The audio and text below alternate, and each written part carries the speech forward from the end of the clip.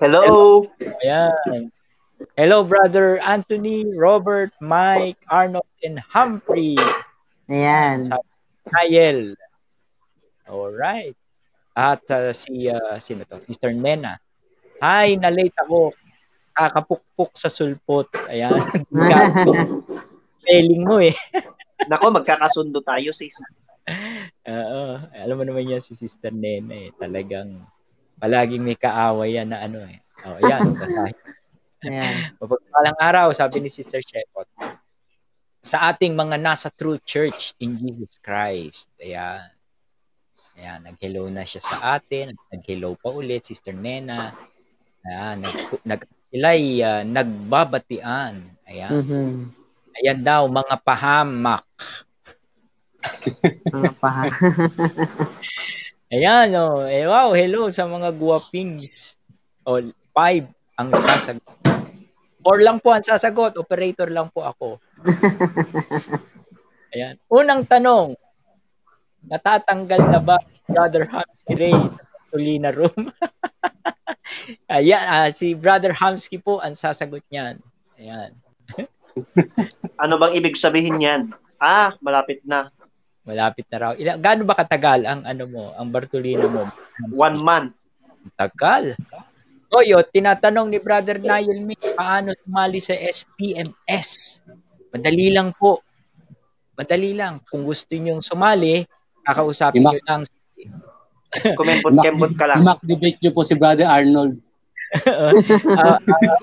Ang bahala ko sa inyo, dalawa, si Brother Anthony at saka si Brother Robert. Yan ang mga, kapag ka nakalagpas ka kay Anthony, sinisigurado ko hindi kayo makakalagpas kay Robert.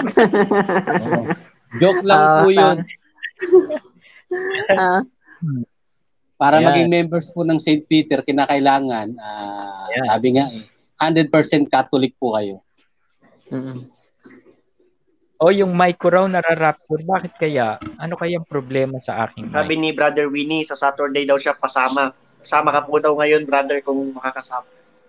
Nararapture daw ang aking... hindi ba? Ayos lang. Ayos lang, malinaw lang. Baka yung signal. Loud and clear naman, Brother Winnie, pwede po kayo sumama next Saturday. Uy, na-miss ko si Brother Mike A eh. Si MA na lang nga tawag natin dito para hindi tayo nalilito. Kasi yung isa MO eh. Michael ulit. Michael Mo. Mo, tsaka Ma. Mo, tsaka Ma. Ayan. Mamo. Or Moma. Mamo. Oo. Magmula ngayon, ganyan na palayaw nyo. Ayan. Si Brother Ronel Chua. Ayan. Kasamahan ni Brother Mo. Meron may pangalang Mo, di ba? Yung doon sa Three Stooges, si Mo. Si Mo. Si Mo. DJ mo, bro. Iba pa yun. Sabi ni Super Nurse, nauna ka agad ha, si Shepot, nag-uunahan kayo. Bakit ba kayo nag-uunahan? Pare-pareho rin naman yan. Nasa na yung, meron ako nabasang tanong eh. Ito, si Sister Nena, may tanong agad eh. Ayan, no? May tanong po ako, ano po ba ang stand ng church about Mama Mary at ng Holy Spirit? Ay, naku. Nako, patay tayo dyan. Ay, nako. Alam ko kung sino yan. Hamsky! Magkamot muna tayo ng ulo. Kung ano po yung nasa credo po natin, wag na po tayong lumampas doon na Jesus Christ was conceived by the power of the Holy Spirit and born of the Virgin Mary. And Jesus Christ is the Son of the Father, begotten by the Father, not begotten by the Holy Spirit. Yan po ang ating, kaya wag na po natin problemahin yung mga, wag na po tayong gumawa ng sarili nating problema. Wag na tayong gumawa ng sarili nating credo. Doon sa clear, di ba, Bro Anthony, Oo, clear na clear na tayo yun. Clear na po yung creed po natin. Ibinigay na po yun ng ating, anong gusto nyong creed po ba? Meron po Nicene Creed, may Apostles' Creed, may Athanasian Creed. Basahin nyo na lang po Shema, baka gusto mo Shema. Pero wala kaming Apalit Creed, wala rin Diliman Creed. Wala Eto po na yung ganun. tayo. Aga-aga naman yan, oo. Binabati ko pala si Sanrio na nanonood sa kasi Precare. Ayun. Wow. Uy, nag-comment, Brother Robert, si Brother Lodi Cristobal. Sabi Kaya niya, nga, nabasa ko nga eh. salamat sa inyong pagbanggit sa aking pangalan. Naging kasapi lang ako ng SPMS noong 1961. Kilala ko si Dr. Gregorio Santos. Ama siya ng artistang si Tony Santos. At may anak din siyang madre at kapatid na pare. Wow. Thank you very much po sa inyong mga information. Biruin mo, 1961. Ni Guni-Guni. Wala pa tayo noon. Ni Ubo. Nila si Enrile. Ni Ubo. Si Enrile nandiyan na yun. Ni Ubo nila wala. Ilan taon na siya? Ilan taon na siya ngayon? 1961 na. Oo, bata-bata pa siya noon, di ba? Wala pa yung set na ng Apalit noon. Charot. Wala pa. Sana po, minsan ay magkausap tayo para ng personal kapag ka medyo maluwag-luwag na po para ma-interview namin kayo. Yung kalagayan noon. Ayun. Himala, wala pang naliligaw dito, Ka Pedro. Oo, parang ayaw nila sa atin eh. Kasi si Brother Robert ang may kasalanan yan eh. Nandiyan kasi si Brother Robert eh. Pagka si Brother Robert nandyan, yung apo ni Brother Arnold tahimik. Oo nga, yung apo ko, pagka wala si Brother Robert, maingay. Pag nandiyan si Brother Robert, yung apo ko ang ingay. No? Bakit? Silipin natin sa CF Defense kung meron mga. Ayun, no? Hindi po namin mapapanood ngayon itong pinasa. May nililigawan po kasi yun eh. Kaso wala yung niniligawan niya ngayon. Merong mga bro, merong mga ipinasang link. Ano raw masasabi natin? Hindi pa po namin napapanood. Hayaan yung siguro sa susunod kami magko-komento diyan kasi hindi namin mapapanood. Naka-live kami ngayon. Pag nanood kami, titigil ko po kami sa pagla-live. Baka yun na lang siguro yung maging topic natin sa Wednesday. Oo, siguro. Si Mike Makalinaw de Leon is watching us. Okay. Si Joey Peraman Jr. is watching. Ito, may tanong na. Tanong ako kung paano ma-explain kung si Jesus Christ considered na high priest. We believe din naman na present siya sa Eucharist. Paano ba to? Tanong ko kung paano raw ma-explain? Yun na lang. Paano ma-explain si Jesus Christ considered na high priest? We believe naman na present siya sa Eucharist. Ayan. Palagay ko yung sa Hebrews yan eh. Siguro, Brother Anthony, ba't sa Hebrews? Yung pinakapunong pare, ano? Parang galit na galit yung aso. Pinakain na ba yan? Ewan ko sa kanila. Sa kabilang bahay pa yun eh. Hindi pa yata pinakakain eh. Yan, dito sa sa Hebrews chapter 4 verse 14. Ang sabi nga dito, yamang tayo'y mayroong isang marangal at pinakapunong pari na pumasok sa kalangitan. Si Jesus na anak ng Diyos ay hawakan nating matatag ang ating ipahayag. Sapagkat tayo'y mayroong isang pinakapunong pari na marunong makiramay sa ating kahinaan. Isa sa tinukso ng lahat ng mga paraan, gaya rin naman natin, gayon may walang kasalanan. Ayan, sapagkat tayo'y walang isang dakilang saserdote na hindi maaaring mahabag sa kahinaan, kundi isa na tinukso ng lahat ng mga paraan, gaya rin naman natin, gayon may walang kasalanan. Siya po yung saserdoteng maghahain na walang kasalanan. Pero ang kaibahan po ng pagkasaserdote ng ating Panginoon, siya po ang saserdote at the same time, siya rin ang hain. No? Siya na yung saserdote, siya yung hain. Oo, at the same time, siya pa rin yung altar. Ayun. Kaya pakiyaw nga siya, Brother Arnold eh. Oo, pinakiyaw niya. Kaya kung mapapansin nyo, yung mga simbolismo sa ating simbahan, kung bakit kapag bago magsimula ang misa, kapag yung procession, yung pagpasok, yung entrance, hinahalikan yung altar kasi simbolo rin yung altar sa ating Panginoong Hesukristo. Ayan, di ba? Yung eto, may tanong mga kapatid, baka alam niyo yung date kasi parang date ang tinatanong si Mike De Leon ang kailan po lumitaw ang interpretation na salitang Jehovah? Jehovah. Ayan. Paring Katoliko yata ang may gawa niyan eh. Oo, paring Katoliko. Kinopya lang ng mga Bro Anthony. Alam ni Bro Anthony. Hindi. Pwede natin sagutin niya, kaya lang babalikan ko pa siya kasi hahagilapin ko pa eh. Kasi tetragrammaton yan. Oo. Sige nga, Brother Hamsky. Sige. Well, yan po tetragrammaton pero masasabi po natin na hindi po yan sa ganun naman na katagal. Mga modern times na rin po. No? Ayun. Pinauso po nila yan. Lalo yung isang sekta po na nagtataguyod niyan. Itong comment, ang daming politiko doon sa kabila pagkatapos merong sumagot. Ituloy natin dito yung usapang kung paano naging bakit nasama yung politika dyan? Ayun, basahin mo, Brother Robert. Sagot. Hindi ko mabasa eh. Kung paano sabi nga dito, ituloy natin dito. Ayan.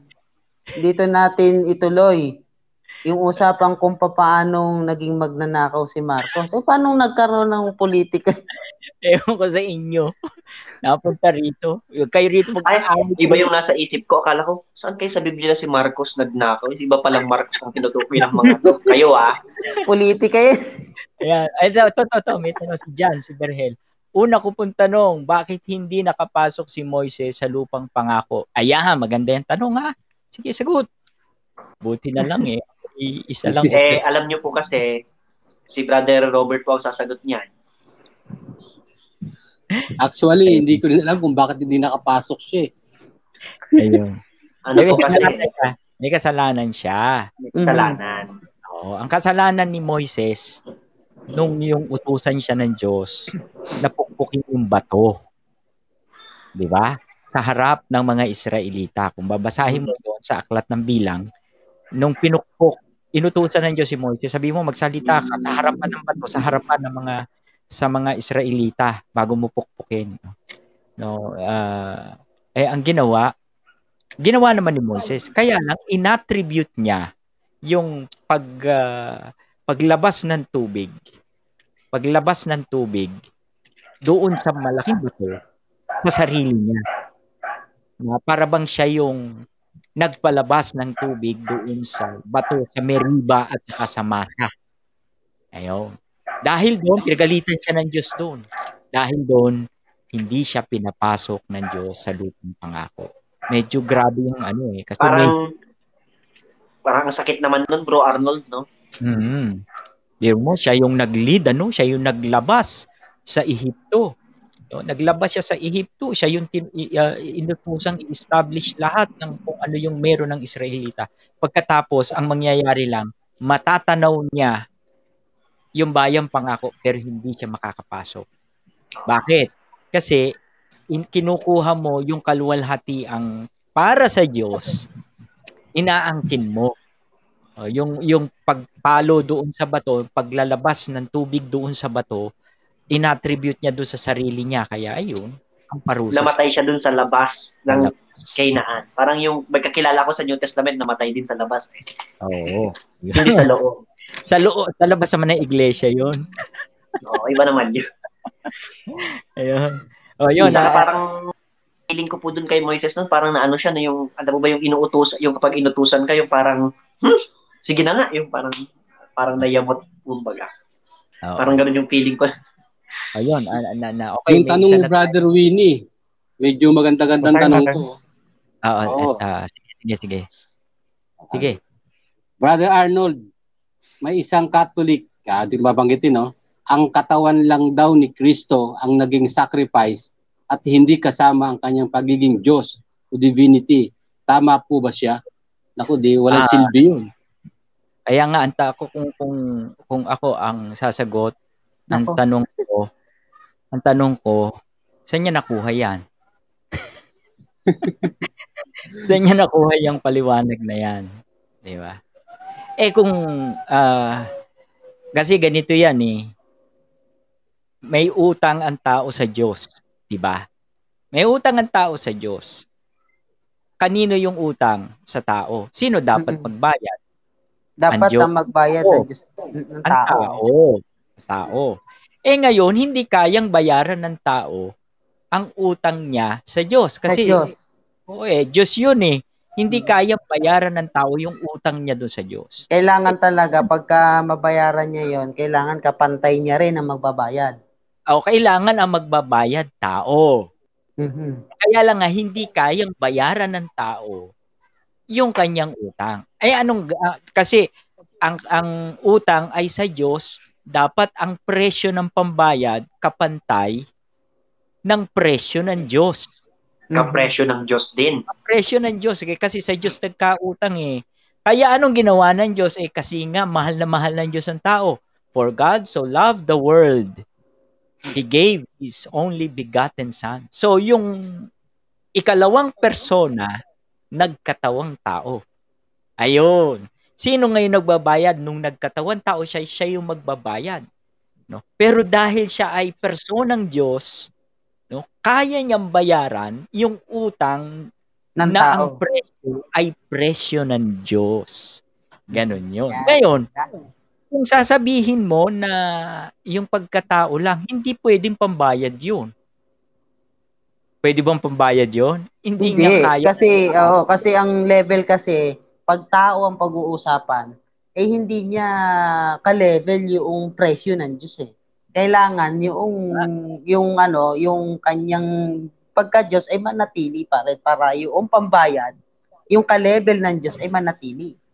Oo, yung presyong utang sa Diyos, dapat ganun. Para yung sasanglaan, di ba? Sasanglaan. Kapag ang sangla, kung magkano yun, matutubos mo ba ng kulang yun? Hindi papayag yung sanglaan. Hindi ako papayag nun. Sa sanlaan ako nagtatrabaho. Kung paano isinangla, yun din ang magiging tubos. Yun, tama. Kadalasan nga, meron pang tubo eh. May diba? Interest pa yun. Meron pang ang tubo eh.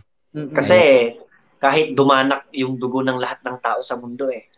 Mula henerasyon ni Adan hanggang sa huling henerasyon, hindi kayang bayaran talaga eh. Talagang wala tayong capacity na bayaran ang utang sa Diyos kasi utang sa Diyos, dapat presyong Diyos. Kaya dahil mahal ng Diyos, gusto niya iligtas, o yung Diyos na mismo, pinadala niya yung anak niya, sige, ikaw na nga ang magbayad, nagkatawan tao, para ang magbabayad yung tao, pero yung pambabayad niya, presyong Diyos. Kaya nga, nabayaran. No? Pero kung hindi nangyari yun, wala. Ligtas-ligtasan lang ang nangyari. Oy, eto. Lalagang may nagko-comment dito. Nagko-comment, ano to? Ano man tawag dito? Politika to. Wag niyo po kami isama dyan sa politika. Oo. Hindi ko na ilalagay. Mamaya, politika. Dito daw nila itutuloy eh. Dito daw nila itutuloy. Kaya natawa ako doon eh. Nasali yung tungkol sa politika eh. Sige, Bible verse. Ayan. Okay, naging politika yun dito. Talaga naman. Joseph Domingo. Ayan. Good PM. Pwede ba magtanong kay Brother Hamsky? Pwede po. Kaya nga po siya nandito. Siya sasagot eh. Patay tayo dyan. Sagutin na lang din nila pag mahirap yung tanong. Joseph Domingo yan. Kilala ko yan. Yari ka dyan. Inaway ni Hamsky ito noong nakaraan. Inaway-away mo ha. Si Brother Manny ba yan? Oo. Inaway-away mo. Yari ka. Hindi, wala po ako doon. Nanonood siya ngayon, nanonood? Oo, yan. Ito. Para sa'yo to, Brother Hamsky Sabi niya, yan ang tanong. Bakit di masyado natatalakay ang moral teachings of the church? Di ba mahalaga din ito? Ano ang punto mo dito at paano ba natin i-introduce ito sa mga Catholics at non-Catholics. Moral yan. Moral. Brother Hamsky. Sa iyan, ha? Huwag mo kami hihinga ng tulong, ha? Bahala ka sa buhay mo. Exclusive for Brother Hamsky yan. I think po kasi yung moral teachings of the church para mas maipangaral siya, no? Dito muna ako mag-i-start. Para mas maipangaral siya na effective kasi, dapat din kasi mag-focus din yung mga nasa hierarchy natin doon. Kasi parang nai-ignore na din minsan yung moral teachings of the church kaya nagkakaroon ng crisis, especially on the fundamental moral teachings gaya ng sa pag-aasawa ng ganito, yung mga ganito na issues na ang hirap resolusyonan ng church. So isa yun sa factor. Pangalawa, yung mga pari po natin, syempre itinitrain din nila yung mga catechists. No? Kasi may mga catechist po tayo na dapat mag-relay niyan dun sa lalo sa mga ism, no, na itinuturo sa atin habang maaga. Minsan po kasi is nagkukulang. Aminin po natin na kulang din. Kasi mismo yung ibang katekista po, kulang din po yung alam nila. Pero magaling po yung katekista namin dito si Sis Mary Claren. No? Yung ibang katekista din po, hindi din po masyadong gamay yung kanilang itinuturo. Mostly kasi po natin nagpo-focus na lang tayo dun sa mga pinaka basic, kumbaga, no? Na to the point na nai-ignore natin yung moral teachings of the church, which is very important. Especially rampant ngayon yung immoralidad sa mundong ito. No? And then, ang punto ko po dito is, kulang talaga, no? Naituturo naman po, pero kulang yung degree ng pagtuturo. Hindi siya masyadong na-enforce. And ang pangalawa po, ang problema is, yung mga tao po ba, willing po ba silang makinig sa church? Yan. Kasi po, ngayon po, ang mga tao nagiging rebellious na po. Hindi na po yung parang nung medieval times na nagsalita lang yung church, nanginginig-inig na sila kung ano yung sasabihin ng church. So be it, ngayon po kasi, masyadong liberal na po ang karamihan, which is when it comes to the moral teachings of the church, kapag nagturo ang church, ang ibabalik ng tao, wala kayong moral ascendancy. Kasi yung mga pare nyo nga, nanggaganito. Yung mga madre nyo nga, nanggaganito. So it's a crisis po talaga. Pero let's pray together na sana talagang mag-focus din tayo sa moral teachings ng church. Ma-embed siya, no? Sa mga teachings na fundamental. Yan, galing ni Brother Hamsky. Di ba? Tinitesting ka lang yan, Brother Hamsky. Alam mo naman ang mga SPMS ganyan. Tinitesting ka lang yan. Oy, ito, pasensya na po kung minsan pag may nagpapaliwanag, natatawa ko. Natatawa po kasi ako sa mga komento. Mga comments na ano, kagaya nito, basahin nyo. Yan, basahin natin. Kaya pala, ang taga-apalit, presyong Diyos. Nako, ikaw talaga, Sis Nena. Magkakasundo tayo. Ito naman, yung tinatanong dito na ni Johnny Peraman Jr. tungkol sa Efeso 4:11. No, sa Efeso 4:11, kini-claim daw yan. Pakibasa nga natin sa 4:11 ng Efeso. Yan, Efeso 4:11. Ang sabi dito, ayan, hintayin ko pa ba si Bible verse? Yan. Efeso 4:11. Sabi dito, pinagkalooban niya ang iba na maging mga apostol, ang iba'y propeta, ang iba'y ebangelista, at ang iba'y mga pastor at mga guro. Ayan. Ibig sabihin, ang kiniklaim nila doon yung pastor. Yung pagiging pastor. Yung pagiging pastor. Paano natin sasagutin yan, mga kapatid? Brother Robert. Kiniklaim yung pagiging pastor. Kiniklaim lang pala nila eh. Sulat dyan yung pastor. Kaya dahil may pastor, hindi tama lang na pastor sila. Ang sabi doon, self-proclaim. Yun. Ang tanong, paano sila naging pastor? Pinagnanakaw sila ng tupa. Kung parte ba sila ng tunay na iglesia? Nagnakaw ng tupa, nagalaga ng tupa, tinawag ng pastor. Iba po yun.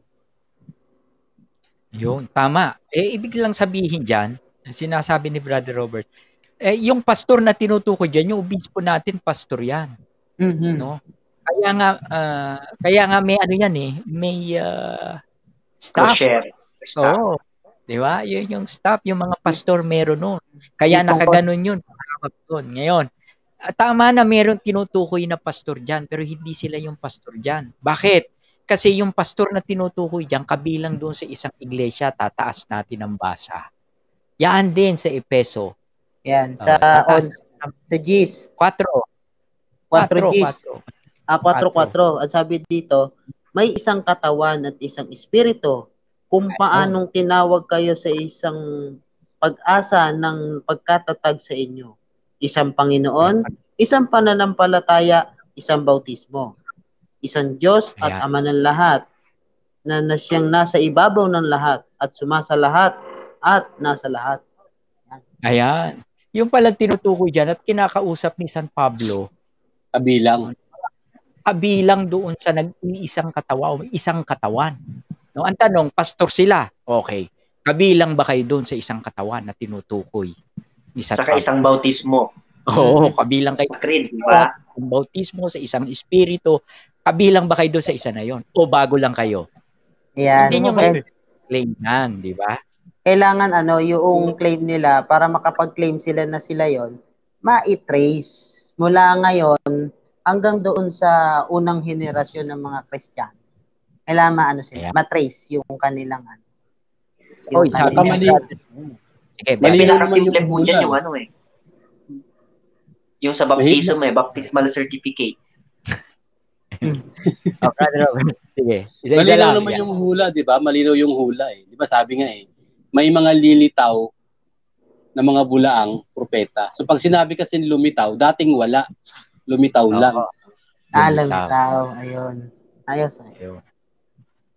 Ayan, si Abraham Fetalco nanonood sa atin. Magandang gabi, sabi niya, mga kapedro. Ayan.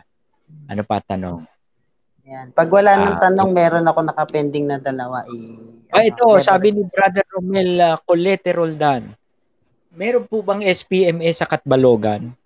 Gusto mo magkaroon, brother? Pag-member siya. Kung taga-Katbalogan siya, mag-member siya para magkaroon na. Ayun. Yun.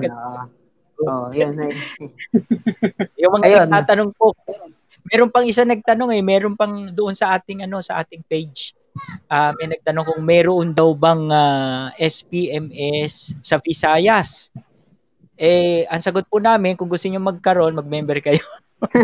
Para Ganon din ang sagot ko, pareho ng sagot ni Brother Robert. Yan, kamukha niya, nagkaroon na ng SPMS sa Baguio dahil si Hamsky nandun. Ayun, nagkaroon ng SPMS sa Middle East dahil si Brother Michael nandoon. Oo. Si Sister Sheila, nagkaroon ng SPMS doon sa Amerika dahil nandun siya. Kaya nga international na tayo ngayon. Ayan. Ayan, true lies. Bago ko basahin to, yan na muna. Is the Bible considered a book of mythology, legend, and non-fiction? Ayan. Si Professor Anthony, yan ang tema niya noong nakaraan. Ayan, the Bible is considered a book of mythology, legend, and and non-fiction. Sa akin, nasagot ko lang dyan. Wala dyan yung may sasagot ko. Basta itong Biblia na to, ito. Wait lang. Dapat fiction yun Dapat fiction yun para maihanay doon sa atin. Bakit fiction? Mythology, legend, and dapat fiction. Hindi non-fiction. Kasi pag non-fiction, hindi fiction yun. Sana tinanggal mo yun. Oo, tama. Oo Kaya yun medyo sa tanong, construct lang natin ng konti. Pero ang sagot ko lang naman yun, kung fiction ang nakalagay doon, basta ang akin lang naman, yung katotohanan nandito. Pero hindi ito yung kabuuan ng katotohanan. Ang kabuuan ng katotohanan na kay Kristo. At hindi at hindi yun mythology, hindi rin yun fiction. Katotohanan. Yun lang yung masasabi ko dyan. Ayan. Hindi mo in-include dyan the Bible is a book of faith. Hindi yan mythology, hindi book of legend or fiction. It is a book about faith. Yan. Kasi pag sinabing mythology, para mo sinabing hindi totoo yung laman ng Biblia. May binanggit diyang Diyos. Diba? May binanggit na Diyos, hindi na rin totoo ang Diyos. May binanggit na creation, di wala ding creation. May binanggit na kaligtasan, Wala ring kaligtasan. Yan. Yan na nga. Ibang Parang usapan na naman binanggit, na yun. parang binabanggit nga din kasi na parang iwinawangis natin itong aklat na to doon sa mga mythology kamukha ng Greek mythology, yung Roman Lord of the mythology. Rings. Ayan, yung mga ganon, Lord of the Rings. Ayan, mga ganon. Diba? Oy, batiin lang natin to si Sister Glizel Bautista. Bautista. Ayan. Ayan. Good evening. O dito, meron tanong dito sa Facebook. Sabi, bakit tuwing bumabasa ako ng Biblia, inaantok ako? At huling tanong, wala akong Tagalog Biblia. Saan ako nakabili? Saan ako nakabili? Online. Thanks, God bless. Inaantok daw siya. Dapat interesado ka para hindi ka antukin. Pag hindi ka interesado o ginagawa mo lang para magbasa ka lang, makakatulog ka talaga. Kasi ako minsan nagbabasa ako ng ibang libro para makatulog, no? Pero pagka nagbabasa ako ng Biblia, interesado ako doon sa binabasa ko na tema, hindi ako aantukin kasi habang nagbabasa ka lalo kang I-try mo niyang pumunta doon sa mismong binabasa niya. Puntahan mo yung binabasa mo. Ayun. Nagising yung dugo mo, bro? Nagising yung dugo. Paano pala, Brother Hamsky, pumunta doon sa binabasa? Tatapakan ko yung Biblia, tapos papasok ako doon. Aba, kasi mamaya, baka mahiblan tayo dito. Sige. Tama yung, ito muna. Brother Humphrey. Ano tanong, bro? Sa nakakabili ng Tagalog na ano? Bible sa online daw siya, nakabili siya sa online. Ayan, who, how, when, and where the liturgy celebrate. Ayan. Sabi na, Brother Hamsky, sa'yo yan eh. Alam ang kaibigan ko to pero pinapahirapan mo ako. Pero ang masasabi ko sa'yo, hindi nilulubugan ng araw sa lahat ng panig ng mundo sa anumang oras ang pag-celebrate ng liturgy. Yes. Oras-oras, may nagmimisa. Kung tulog man ang kabilang bahagi ng mundo, sa kabilang bahagi ng mundo, tuloy ang misa. Hindi nalulubugan ng araw. Ang pag-celebrate ng liturgy at ang nagse-celebrate dito ay ang mga persona Christi, yung mga pari. Basahin mo sa Malakyas, magmula sa sinisikatan ng araw hanggang sa nilulubugan niyaon ay maghahandog sa aking pangalan ng isang malinis. Sige nga, basa nga sa Malakyas. Last prophet yan, ha? So, paano yan? Pausad yan. Ayan. Nakuha mo na ba, brother? Ayan. Ano ba? Uno ba yan? Oo, uno Gis. Ayan. Ayan. Sapagkat, sa Malakyas 1:11, sapagkat mula sa sikatan ng araw hanggang sa nilulubugan niyon, dakila ang aking pangalan sa mga bansa. At sa bawat dako ay naghahandugan ng kamangyan ang aking pangalan. At ng dalisay na handog, sapagkat ang aking pangalan ay dakila sa gitna ng mga bansa, sabi ng Panginoon ng mga hukbo. Ayun, magmula sa sinisikatan ng araw hanggang sa nilulubugan niyaon. Ayan, di ba? Ibig sabihin sumisikat, naghahandog, lumulubog, naghahandog. So, kailan nag-celebrate? Di magmula sa pagsikat hanggang sa paglubog, tuloy-tuloy, di ba? May handog, tandaan, may handog. Tignan nyo yung iba kung may handog. Meron silang handog, abulo yan. Tumatanggap ng handog. Ayun, basahin mo nga yun sa Facebook, yung kay Brother Winnie. Meron ulit si Brother Winnie yung tungkol doon sa 2 Gs ng Ebreo. Alam ko nasagot na natin ito noon sa 2 Gs ng Ebreo. Sabi dito sa 2 Gs ng Ebreo hindi, babasahin mo muna yung tanong ni Brother. Okay, sige. Meron pang tanong si Brother Winnie. Sabi rito, nakuha kay Seriano gamit ang Hebrews 10:5 daw ay katawan ang binanggit ay katawan, mga Ebreo 10:5 hanggang 6. Dahil diyan nang si Kristo'y naparito sa daigdig, sinabi niya sa Diyos ang mga pang-alay pati mga handog at ang mga hayop na handang sunugin hindi mo na ibig sa dambana dalhin. Ayan. Basahin natin. Ang mga handog na sinunog at ang mga handog upang pawiin ang kasalanan. Kaya't inihanda mo ang aking katawan upang maging handog, ang sabi niya. Yan. Ang sabi dito sa Hebreo 5. Basahin natin. Sabi dito, kaya't pagdating ni Kristo sa sanlibutan ay sinabi niya, hindi mo nais ang alay at handog, ngunit inihanda mo ko sa isang katawan at sa mga handog na inunog at sa mga handog para sa mga kasalanan ay hindi ka nalugod. Ayan, basahin natin. Sa Tagalog, sa Biblia, mag-ano yun. Hain at handog ay hindi mo ibig, ngunit Yun, isang katawan ang gising sa ko. akin inihanda mo. Yun yung famous eh. Oo, ayan. Ngunit sa isang katawan ang sa akin inihanda mo. Ayan. Tuloy mo sa 6. Ang nangyari sa kanya, ibalik mo nga ulit sa 5. Ganito ang explanation niya dyan eh. Kaya't pagpasok niya sa sanlibutan, may pagpasok.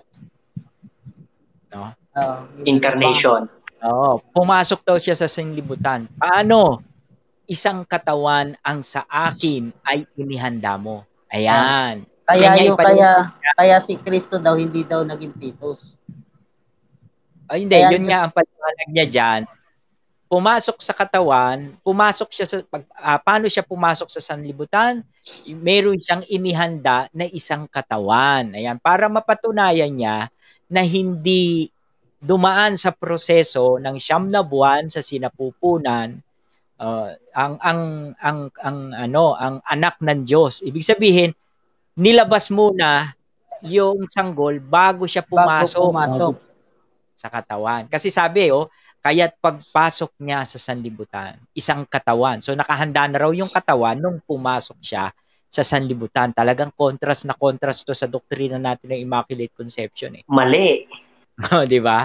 Yun ang paliwanag niya. Kaya lang ang problema nga dito, mayroon siyang pinugot dito sa talata. Ang pinugot niya yung nasa gitna. Paano maiintindihan niya kung pinugot mo yung nasa gitna? Sabi diyan, kaya't pagpasok niya sa sanlibutan ay sinasabi. Ayan. Hain at handog ay hindi mo ibig. Ngunit isang katawan ang sa akin ay inihanda mo. Para saan yung katawan? Sa pagpasok sa sanlibutan? Hindi. Handog. Para sa handog, sa hain. Hindi doon sa pagpasok sa sanlibutan. Kasi ang ginawa niya, pinugot niya yung gitna eh. Sabi niya, kaya't pasok niya sa sanlibutan. Paano raw siya pumasok? Tinuloy doon. Ngunit isang katawan ang sa akin ay inihanda. Ganun ang kumbaga sa ang ginawa niya, pinagdugtong yung kaya pumasok, pagpasok niya sa sanlibutan, pati yung isang katawan ang siyang Ayun. Kaya para mag-jive yung kanyang paniniwala na ang Kristo ay pumasok lang paglabas ng bata sa sinapupunan ni Santa Maria. Sumanib. Pero ang liwanag dito sa talata sa G5, para saan yung katawan na inihanda? Para saan yun? Kaya't pagpasok niya sa sanlibutan ay sinasabi, hain at handog ay hindi mo ibig, ngunit isang katawan ay inihanda mo. Tuloy mo ngayon yan sa 6. Yan. Sa mga handog na susunugin at mga haing patungkol sa mga kasalanan ay hindi ka nalulugod. Tuloy. Yan. Nang magkagayoy sinabi ko, narito, ako'y pumarito, sa balumbon ng aklat ay nasusulat tungkol sa akin, upang gawin, O Diyos, ang iyong kalooban. Ano yung kalooban na yun? Tuloy. Sa itaas ay sinasabing, mga hain at mga handog na susunugin buo at mga hain patungkol sa kasalanan ay hindi mo ibig at hindi mo rin kinalulugdan sa mga bagay na ihinandog ayon sa kautusan. Tuloy. Andyan yung sagot dyan eh. Saka sinasabi niya, narito, ako'y pumarito upang gawin ang iyong kalooban. Ininais niya ng una upang maitatag ang ikalawa. Ayun, di ba? Sa kaloobang yaon tayo'y pinapaging banal sa pamamagitan ng pagkahandog ng katawan ni Katawan ni Kristo Kristo. na minsan magpakailanman. Para saan pala yung Ibig katawan? sabihin, para sa paghahandog, walang Ayun. kinalaman sa pagpasok sa sanglibutan. Ayun, di ba? Ayan. Kaya, ang daya, ang Sa dayang sa 11, maganda rin din sa 11 eh. Sabi dito sa 11, at bawat pari ay tumatayo araw-araw na naglilingkod at paulit-ulit na nag-aalay ng gayon ding mga handog na kailanman ay hindi nakapag-aalis ng mga kasalanan. So, ganun pala. Ganun Ano? pa rin. Yung tungkol pa rin sa paghahain yung sinasabi doon sa... Ayun. Tama. O, yan. Iwanan na natin yan at nasagot na Ako, natin. madaya tong mga to. Ayan, ito. Sagutin mo yan. Sagutin nyo. Paano po napatawad ni Kristo si Apostol Pedro sa nagawa niyang kasalanan?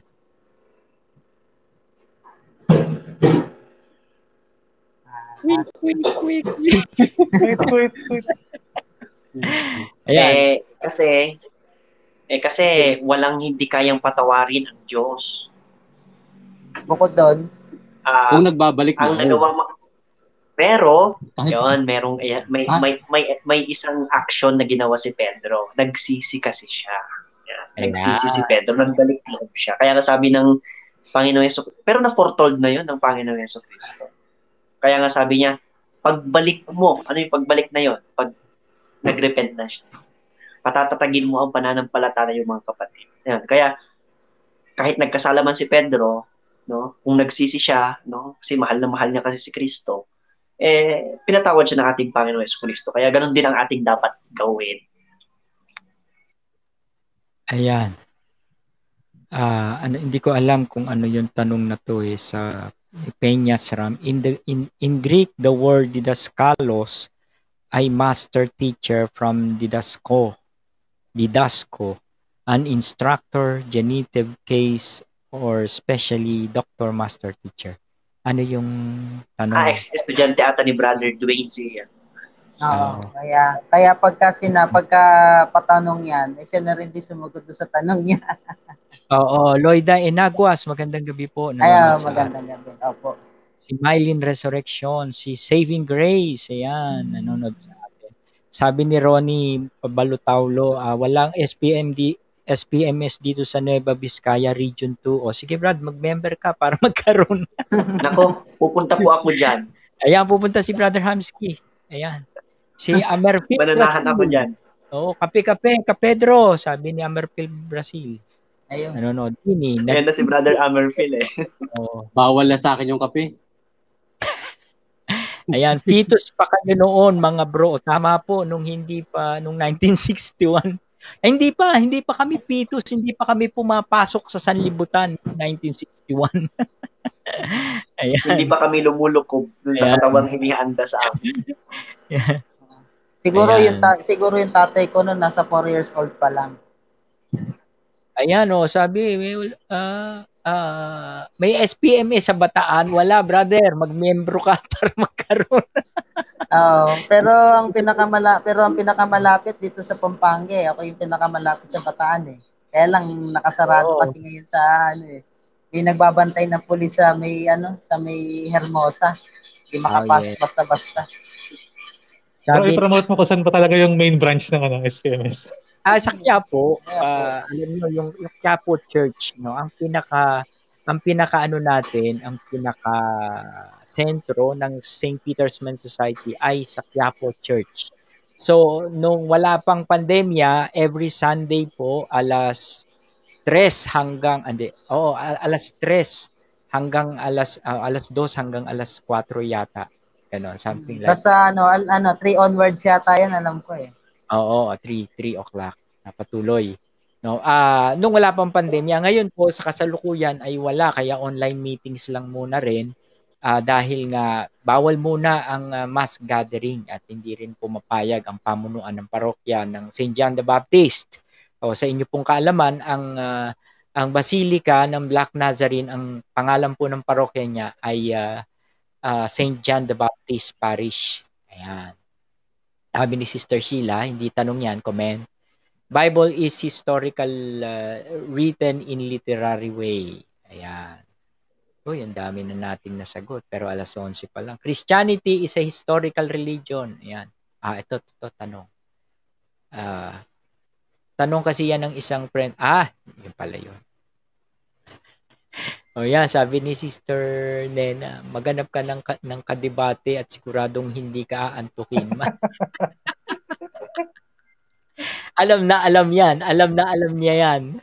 Alam na alam ni Sister Nena yan. Pagka Gusto niya maghanap ng sakit ng ulo. Meron ako naka-pending dito na dalawa. O gusto niyo manuhin natin, i-topic natin. Sige, sagutin mo na rin, ha?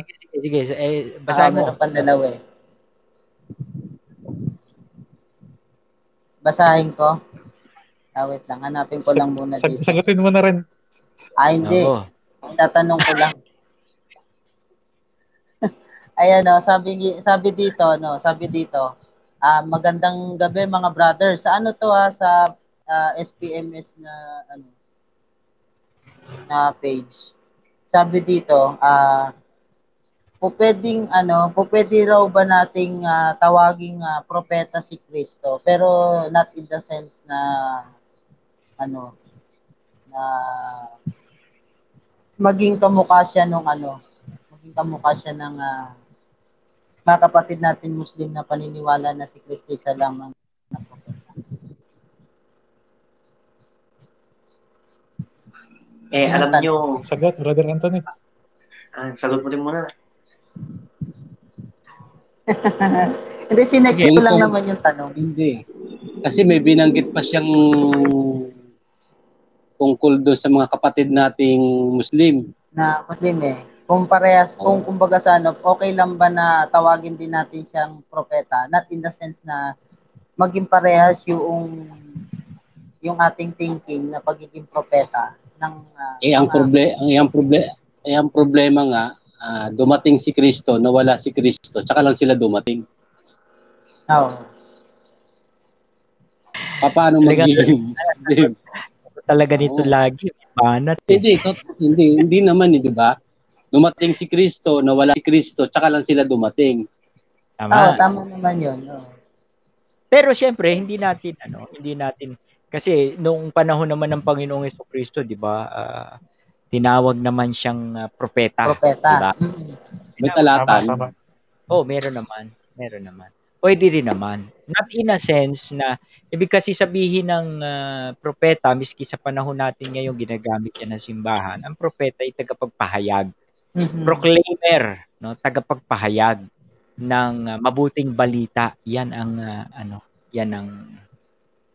yung sabi ito pala si Federico Moncopa, paborito ni Brother Lani to si Federico Moncopa na pangatlong presidente ng St. Peter na isa sa mga tagapagpaliwanag sa programang Tinig ni Mang Juan ay taga-Dinalupihan, Bataan. Talagang kilala niya, Brother Robert, Kilala niya talaga yung mga... meron na palang St. Peter sa Bataan. Meron na. Hindi, meron na. Member. Meron na. Diba? Alam niya talaga yung mga history, no? Ito, ang tanong ni Romer Roldan. May tanong ako, okay ba ang gospel music na ino-offer ng ibang sekta? Sagot. Well, okay naman siya na pakinggan kasi gospel music nga naman siya, no? Pero when it comes to liturgy, maingat na tayo dyan, no? Kapag when it comes to the official worship of the church, meron naman katolikong mga songs talaga, yun po yung recommended talaga. Pero kung makikinig ka lang naman ng mga gospel songs, kaya ako nga nakikinig ng gospel songs ng ibang mga sekta, okay naman, no? Yung message, no? Pero ibang usapan na kapag linagay mo na yan sa liturgy. Kami nga noon sa radyo namin, sa St. Peter's Men's Society on Air, ang ginagamit namin yung Hinay Matob, ang kumanta noon, protestante. Ayun. Pero maganda kasi siya Maganda siya maganda yung music Hinay Matob Pero kasi ecumenical naman yun Ecumenical yung mga ganung music. Kagaya ni Don Moen. Si Don Moen is ecumenical although hindi siya Catholic. Di ba, one time, alam ko, nung 1990s yata o 1980s, 90s, in-invite siya dito sa Pilipinas. 90s. Nag-invite siya ng simbahan dito sa Pilipinas para to sa kanyang music. No, okay naman. Pero sa liturgy, hindi natin pwedeng gamitin yung mga music na yun sa liturgy. Kahit kami naman din sa charismatic, ginagamit naman din namin yung mga songs ng mga Protestant churches. Pero not in the sense na pakinggan nating mabuti din yung mga yung mga kanta nila, kasi minsan din kasi yung kanta nila is malayo doon sa nagiging malayo Doktrina. or nagiging sa doktrina, nagiging apektado sa doktrina ng simbahan. Ayan. Yun ang huwag natin Yung sa mga dilema na kanta, pwede kaya yun? Hindi naman nila nilalabas yung mga kanta nila eh. Tsaka hindi ecumenical yun. How to define that Jesus is both true man and true God? Kahit sino pwede sumagot. Paano mo raw define that Jesus is true God and true man? Ayan, magaling dyan si Brother Robert. Diretso na naman ako bigla. Mahirap din yung tanong. Hindi, yung Juan 1:1-14. Nagkatawang tao, nanahan sa atin, di ba? Pag sinabing nagkatawang tao, dating hindi tao. Yeah? Yun lang, ganun lang kasimple. Juan 1:1. Nang pasimula, siya ang berbo, kasama ng Diyos ang berbo, di ba? At ang berbo ay Diyos. 14, at ang berbo ay nagkatawang tao. Wala ba tayong Bible? Every age is old rin eh. Yan, basahin natin din sa 1:1. Ang sabi dito sa 1:1 kasi, yan, nang pasimula siya ang salita. At hinanap na sisisi. Yan, at ang salita ay kasama ng Diyos. At ang salita ay Diyos. Sa 14, at naging tao ang salita at tumahang kasama natin. At nakita namin ang kanyang kaluwalhatian gaya ng tanging anak ng Ama, puspos ng biyaya at katotohanan. Ayan, nawala pala si Brother Hamsky. Nalabas siya. Ayan. Ayaw nung camera ko, naayos ko. Napindot mo. Ayan, paano mo raw i-define? Maganda yung paliwanag na ni Brother Robert. Sa pasimula, yung berbo ay Diyos at yung berbo ay nagkatawan tao. At ang ganda ng paliwanag ni Brother Robert, pag sinabing nagkatawan tao, meron ba naman tao nga naman nagkatawan tao? Wala. Pero pero sa kasawiang palad, itong 1:1 tsaka 14 na to, pilit na binabalok to talaga, napakaliwanag niya. Pilit pa rin binabalok to. Kung saan sila pumupunta para lang mailihis yung katotohanan. Ang dami pinapalit ng word yan, panukala. Sige, baguhin natin, panukala. Nang pasimula siyang panukala. Kasama ng Diyos ang panukala. At ang panukala ay Diyos. 14. Oo, at nagkatawang tao. Panukala. At ang panukala ay nagkatawang tao. Hindi ganun pa rin. Plano naman. O di plano. Pasimula siya ang plano. Kasama ng Diyos ang plano. At ang plano ay Diyos. Ayun. At ang plano ay nagkatawang tao. Ganun pa rin. Pareho pa rin. Pinahihirapan lang nila yung sarili nila eh. Ganun pa rin naman. Kumbaga kunwari, nagpapalaliman sila ng mga Greek na mga, kala mo, mga Bible scholar para lang para lang maipahayag yung 1:1. Samantalang na-translate na ito sa ating wika, mas maliwanag pa kumpara doon sa mga pinapaliwanag nila. Sila lang yung nagbenepisyo nung kanilang paliwanag. Marami kasing mga nagmamarunong sa Greek ngayon. Kasi may intermediate kasi. Ang problema pa nila kasi, yung salita, yung panukala, yung plano, wala naman sa original. Invento lang nila yun. Tama. Singit lang yung gusto nilang unawa. Pero yung unawa nila hindi rin sumakto. Oo. Ayan basahin mo nga, Brother Anthony. Ayan, sabi ano ba to? kasi nga, hindi daw pwedeng dumaan si Jesus Christ sa daanan ng ihi kasi marumi daw yun. Ayan, oo. Ewan Ang ko. tawag po dyan, ano yan? Walang kwentang argumento lang yan. Oo. Saka hindi naman talaga dadaan si Jesus Christ sa daanan ng ihi. Dahil iba kasi nga, iba ang dinadaanan ng ihi, iba ang dinadaanan ng bata, palabas. Tama. Iba yung track, no? Ito mukhang ano to, maganda-ganda yung Sila, comment. sila siguro doon sila tumahan sa pinag-iimpukan ng ihi. Ayan. Kaya paborito Kasi sinasabi ng ko na nga, Ayan. Brother Robert, magkakape din kayo kahit isang baso lang. Oo.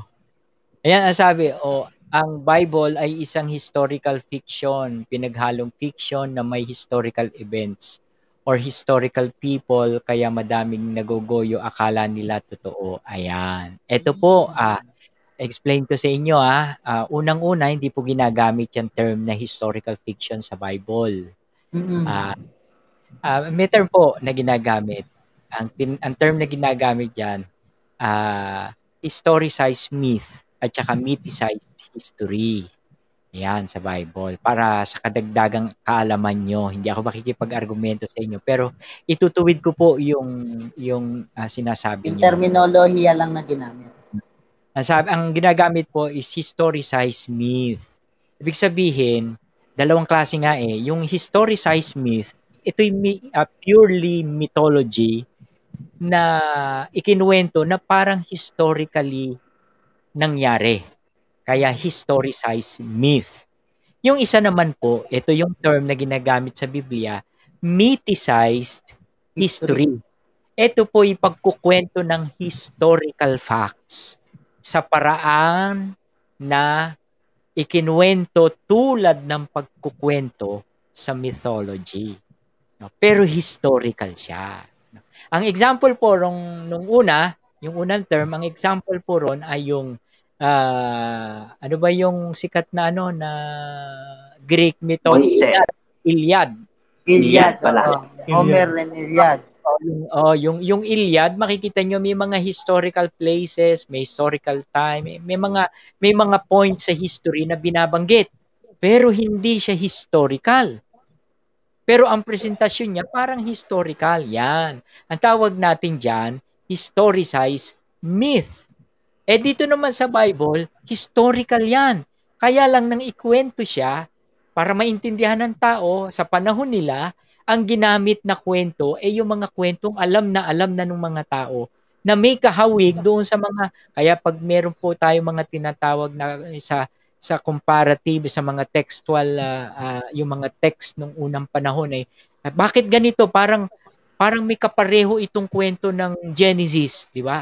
Yun nga yung sinasabi natin. Mayroong pagkakatulad pero hindi pareho. Di ba? Halimbawa, ano ba yun? Yung kay Enki. Yung Epic of Gilgamesh. Epic of Gilgamesh. Ayan, yung Epic of Gilgamesh, parang may pagkakapareho. Pero kung pag-aaralan mong maigi, hindi pareho. Bakit? Doon sa Epic of Gilgamesh, nag-aaway silang mga Diyos. Maraming Diyos.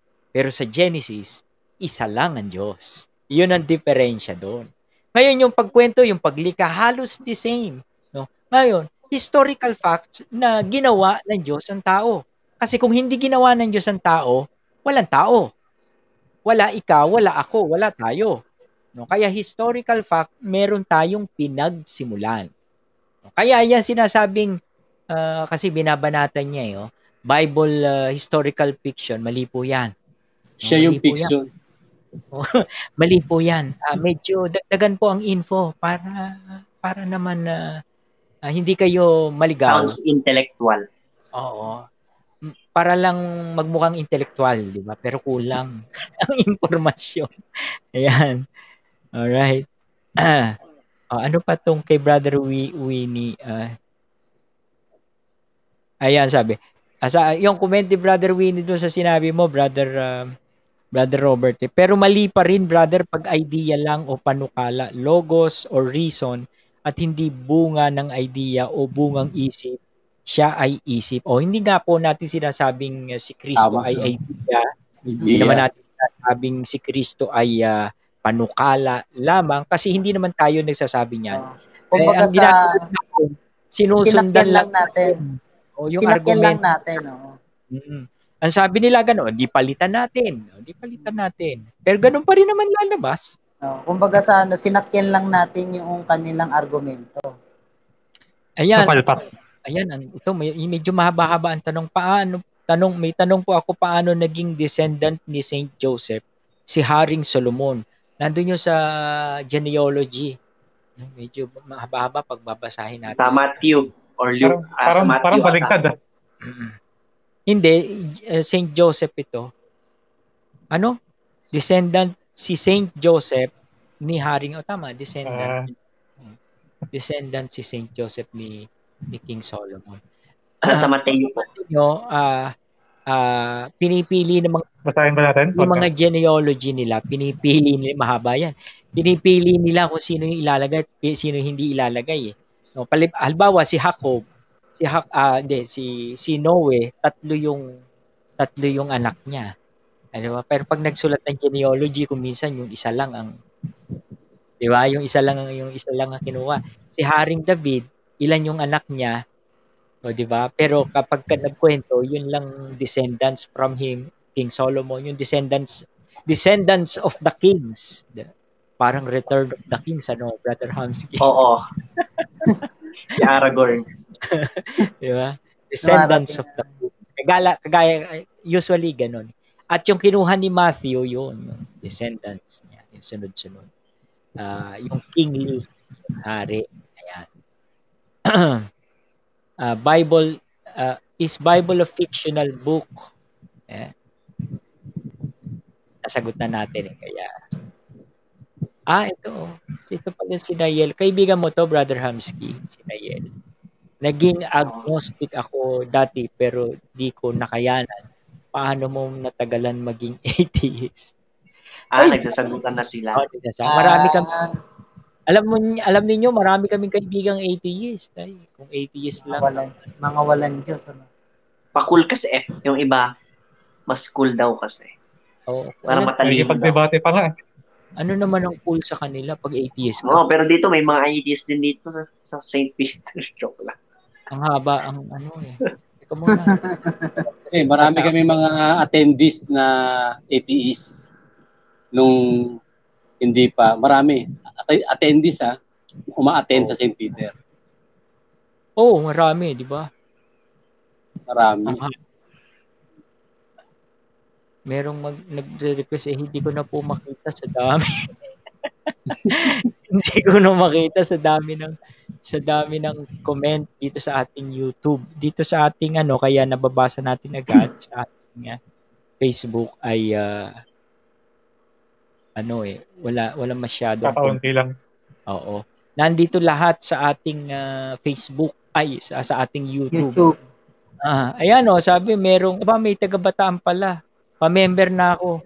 Wala po si yung Bataan, ano ang pangalan yung pangatlong presidente, matagal na pong sumakabilang buhay yun.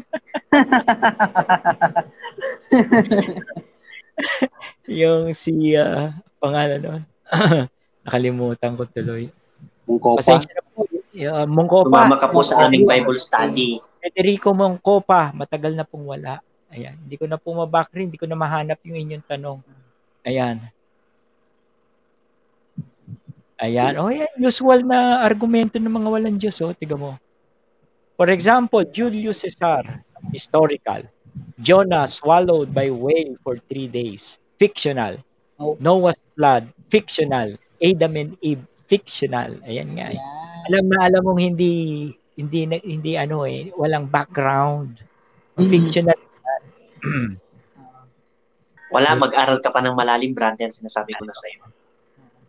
Hindi niya alam ang style ng pagkukwento ng mga Hudyo.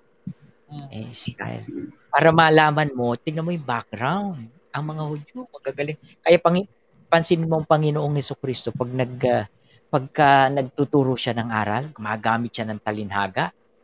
Ibig ba sabihin nun, gumamit siya ng talinhaga, hindi na totoo yung kinuwento niya? Ay. Dapat Pag-aralan mo yung background niya, bakit ganun ang style ng pagtuturo? Ba't merong ganun sa Bible? Ba't ang Panginoon nung magturo, remember, ang Panginoong Jesucristo ay isang Hudyo. Oo. Para maintindihan ng kanyang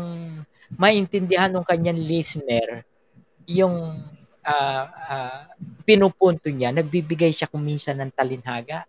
Tapos kapag hindi naintindihan, kina-clarify niya yun. Ibig ba sabihin nun, hindi totoo? Yung mga metaphors, ayan. Dapat tignan mo yung background bago ka magsabi ng fiction, di ba? Saka depende dun sa audience na gustong kausapin ng Panginoong Hesus, nakausap ng Panginoong Hesus. Yan, nakakatuwa naman yung mga ganyan eh. Ayan, nagsasagutan na sila. Meron dito si good evening, sabi niya. Mga bro, ngayon lang ako nakapasok sa channel ninyo. Yun po, kung ngayon lang po kayo nakapasok, subscribe na lang po. Ayan. I'm proud Catholic. Mayroon palang ibang channel aside from Punto. Opo, kami po yon, St. Peter's Men's Society. Ayan. Kami Tapos, po ay mga... At marami pa rin pong iba. Anong katawan po ang ginamit nyo sa pagpasok, sister? Yung katawan. Ayan. Ayan, nagsasagutan na sila. Ayan. Saka Ano ba to? May politika. Naku, kakaiba talaga ang SPM. Pinasok tayo ng politika. Sinabi ko ang pahayag 22:16. Sabi nila may parehong otorita daw si Jesus at Jehovah. Sabi ng JW. Ayan, kayo, marami kayong kaibigan ng JW. Alam mo, magandang talata yan ginamit mo, brother. Oo. Pero huwag natin ilabas dito sa kana. Ayan. Oy, sabi ni Sister Mariette Castillo, ayan. I-share ko ito sa mga friends ko dito sa Cebu. Yes, Sister. Ay, wow. Thank you so much. Tuwing araw ng Miyerkules at araw ng Sabado. Pag Sabado kami, question and answer. Pero niisip na rin namin mag-question and answer sa Miyerkules. Diba? Daghang salamat, sister. Maayong gabi.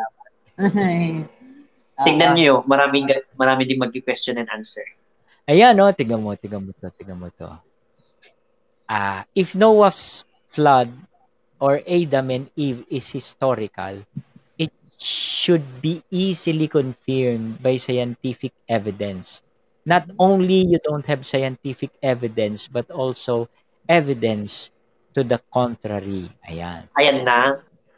Ay, medyo balik lang natin ang tanong. Mayroon bang scientific evidence? Ang ano ba yung Big Bang? Ayan. Kwentuhan lang yun. Teorya lang yun. Pero historical yan, not teorya. Diba? Sabi nila, hindi, pero meron ka bang evidence na talagang nagsalpukan yung dalawang malalaking bato? Meron kang empirical evidence o nakita mo na nagsalpukan yung dalawang malaking bato. Siguradong hindi mo nakita at hindi nakita ng mga scientifico yan eh. Yan. Pangalawa. Diba? O ibig sabihin, yun na lang eh.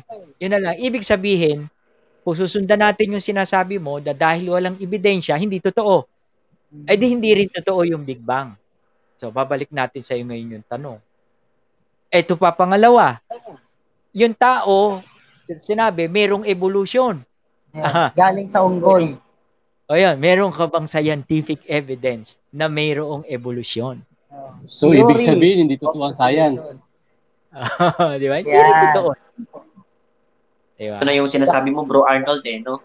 Anak ko. Saka isa pa. Isa pa nga dyan, papayag ba siya na siya mismo nanggaling sa unggoy? Hindi. Hindi kasi ako naniniwala na ang isang unggoy kayang makipag-diskusyon sa YouTube. Ay, oo, tama. Oo, tama yun. Tama yun, brother. Pwede pang sabihin mukhang unggoy. Pero... Naalala ko yung taga-apalit na kaibigan natin eh. Pwede pa sabihin mukhang unggoy. Ayan, ibahin naman natin ang tanong. Alam mo, hindi, bago natin sagutin yan, alam mo, marami na kami nakaharap na ganyan eh. Yung mga ganyan, luma na yan. Lumang style na yung mga tanong na yan. Classical na yan. Classical. Yes yan. Classical na. Hello po. Ayan, sabi. Asa? Yan. Asa? Yan, hello. Yan, hello po. Totoo po ba ang rapture? Kasi lagi kong naririnig ang isang sekta about it. But wala naman pong Bible. But pero sinasabi nila na Bible alone sila. Shout Sagot. out Sister Unisa May Thank you for asking question. Wow. Ganisa ni Uy, Fuentes. ang sabi ni Lloyda Enaguas, kahit saan na programa ng Catholic, andyan si Juan Miguel, MCGI ata yan, magulo yan sa kabila. Juan Miguel daw, Juan Miguel. Uy, Yan, napapansin. Baka free thinker. Free Oo. thinker siguro. Free thinker. Oo. Aba kami, didiretsahin ka namin para ano. Ayan, nasagot niyo na ba tong rapture? Ang sabi, sister, straight to the point, wala pong rapture sa Biblia. Wala pong rapture na mababasa yung mababasa na lang kasi mahilig sila. Walang mababasa na rapture sa Biblia. And wala din pong Bible alone lang sa Biblia. Ang nasa Biblia po, walang Bible alone talaga. Hindi ko mahanap yung Bible alone sa Biblia eh. Ayun. Ang sagot ko dyan, may rapture Sa sentidong katoliko.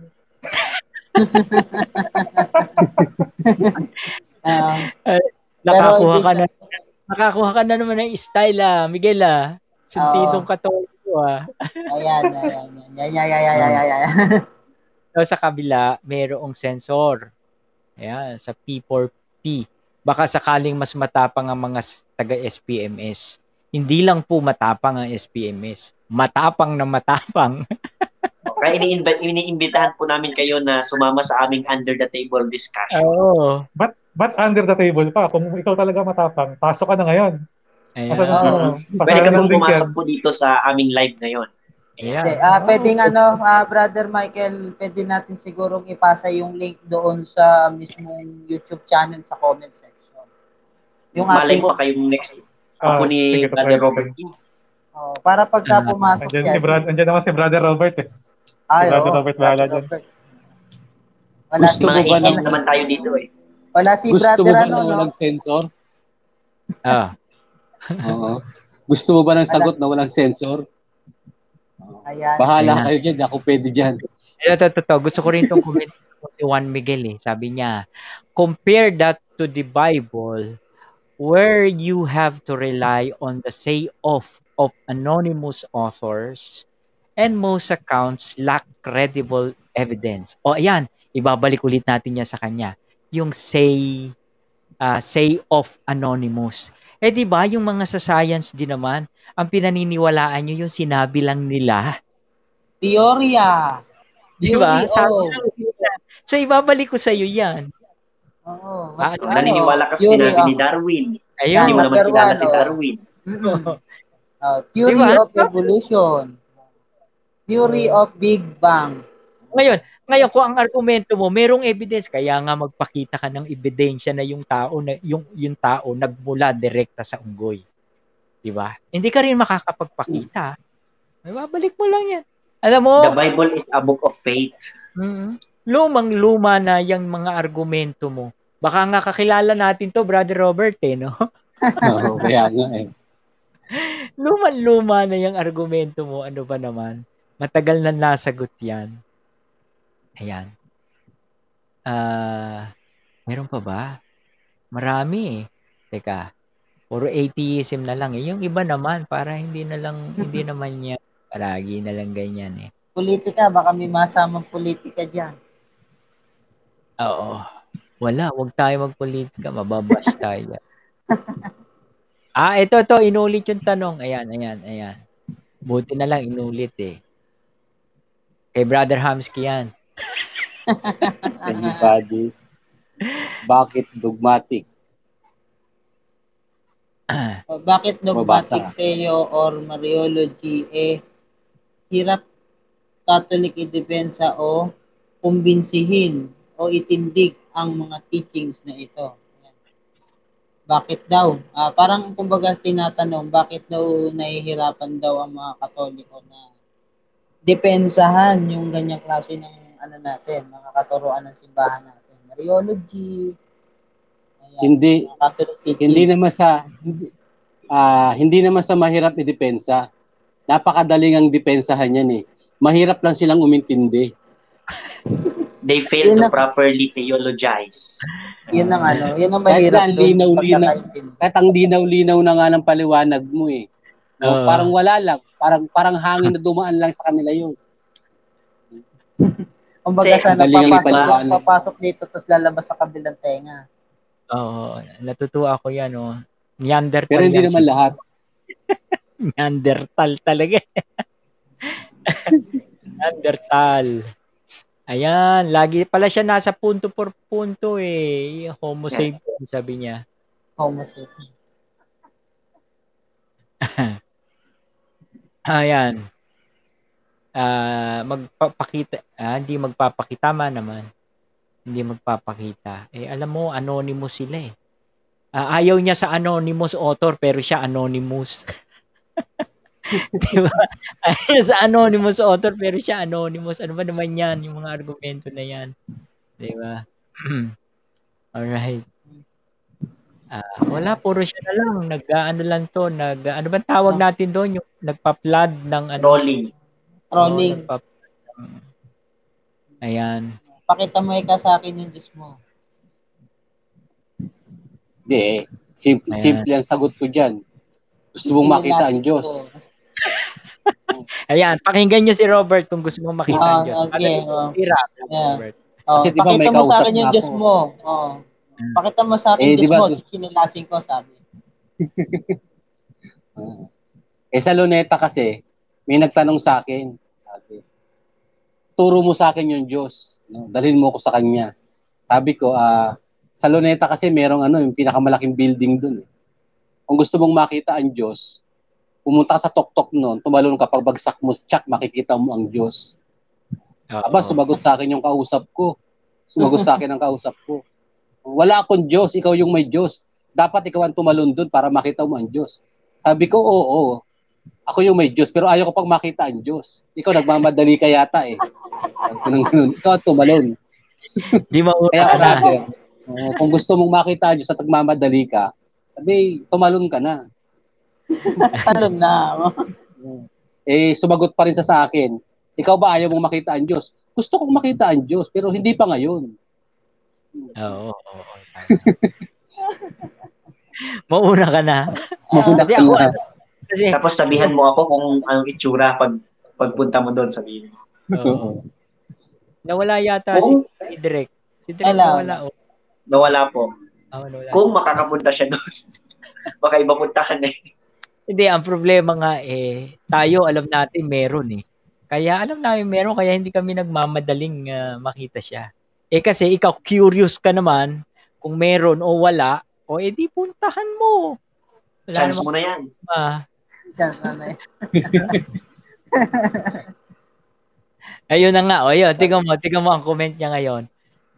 Sabi niya, bro, mas maganda kausapin mo si Pope Francis at ang Pontifical Academy of Science dahil naniniwala sila sa Big Bang at evolution.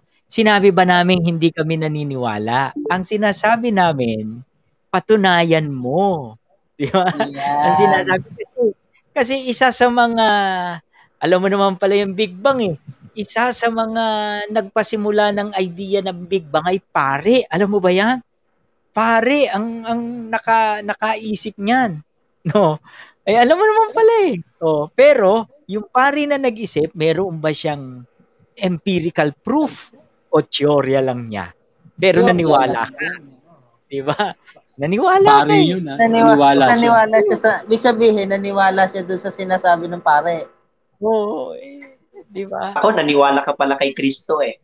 Oo, dapat na. Di ba? Pare ang isa sa niyan eh. Nagsimula niyang idea na yan eh. Ng Big Bang na yan Big Bang theory. Oo. Nakapunta na po ba siya sa Pontifical Academy of Science? Mukhang nakabasa yan. Nakabasa lang. Mukhang nakabasa yan. Pero wala rin pa naman siya. Gagamitin niya pa yung pruweba niya sa atin. Hindi naman nga namin sinasabing kasi nga ang nakaisip niyang pare. Pero patunayan mo dahil yan ang ginagamit mo. Science, patunayan mo na may pruweba, empirical proof ka dyan. Diba? Tsaka Brother Sayang. Arnold, dinawin natin. Kasi may binanggit siyang naniniwala yung si Paul, yung sa evolution, no? Yung pinaniniwalang evolution doon, magkaiba doon sa baka tinutukoy niya yung kay Darwin, magkaiba yung pinaniniwalaan ng Catholic doon sa evolution, doon sa evolution ni Darwin. Magkaiba yun. Magkaiba. Magkaiba yung evolution ni Darwin, iba yung evolution pinaniniwalaan ng natin. Yan ulit, tanong niya kay Brother Hamsky ulit yan. Favorite niya si Brother Hamsky. Yan. So paano niyo makukumbinsi ang ibang seekers of truth if the body of the truth being given requires logical, critical, philosophical, and not only biblically like the doctrine of the humanity and divinity of Christ? Ayun. Yun. Sige, sagot. Alam niyo po, kapag minsan po kasi, okay naman po yung pastoral way, no, of explaining yung mga teachings ng church. Pero minsan kasi kailangan din po natin maging dogmatic para din naman, hindi naman tayo pero para naman at least, no, maging balance pa rin, no. Yung Panginoong Jesucristo nung nagtuturo po siya, kapag po mga bihasang Hudyo ang kanyang kausap, iba po yung approach niya. Kapag naman po mga simple na tao ang kausap niya, iba din po yung approach niya. Ngayon po, syempre, nandiyan po yung tinatawag natin na step by step. Kasi hindi mo naman po natin pwedeng biglain. Kami nga din po no? Wala naman kaming alam dyan noon, pero kapag nabigla kami sa mga malalalim talaga na ganyan, syempre, mahihirapan din kami. Kaya, it's a gradual process po, no? Kaya po meron tayong catechism na ine-explain sa kanila. And then we can furthermore explain it na yung simple-simple. Ito para kay JM. Ayan, i-search mo to kung sino to. I-search mo kung sino yan. Pari yan.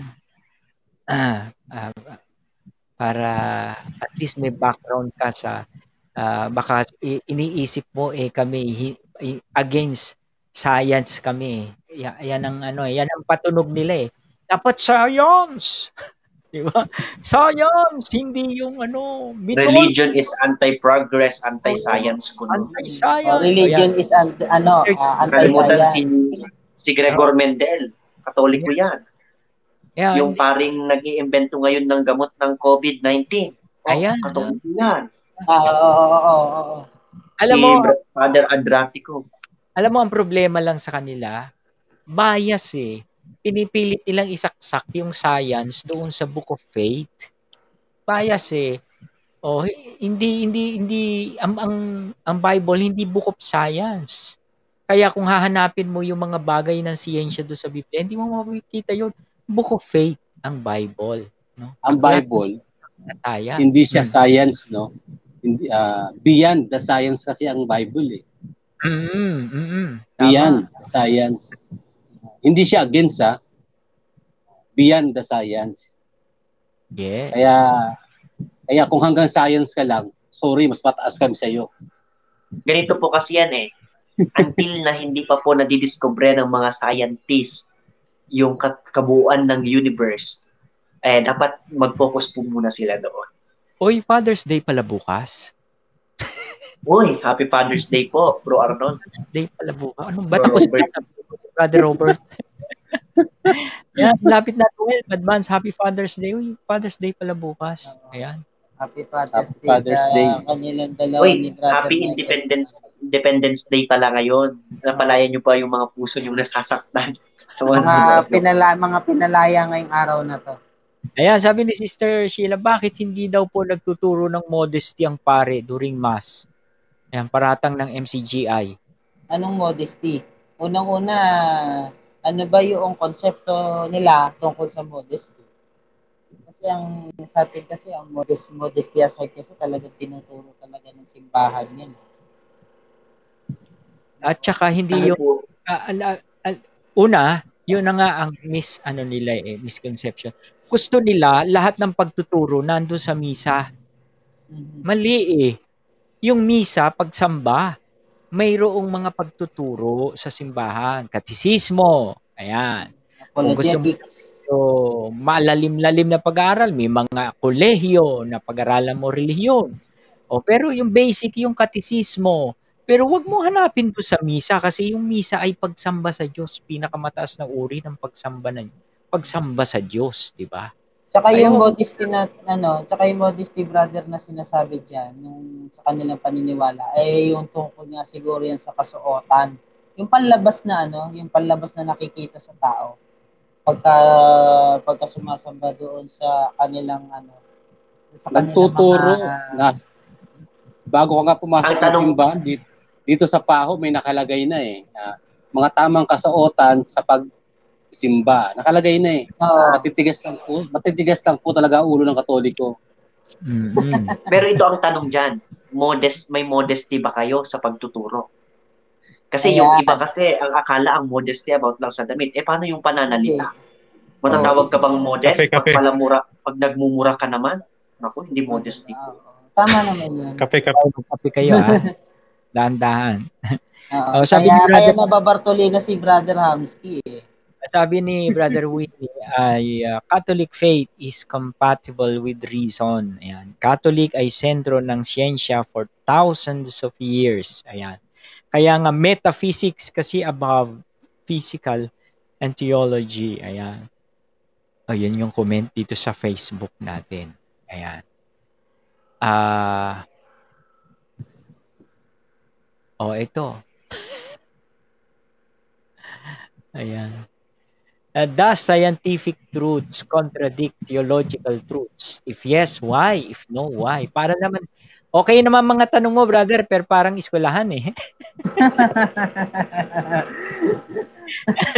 Okay yung tanong eh, kaya lang parang eskwelahan eh. No? Ano lang tayo, chill lang, chill. Pang board exam eh. Lang. Pabababaan natin ng konti. Parang parang eskwelahan eh. Chill lang. Sides magta-12 na rin po. Ayan. So, dahil nga, ayan, madami-dami tayong nanonood ngayon sa YouTube, mataas-taas.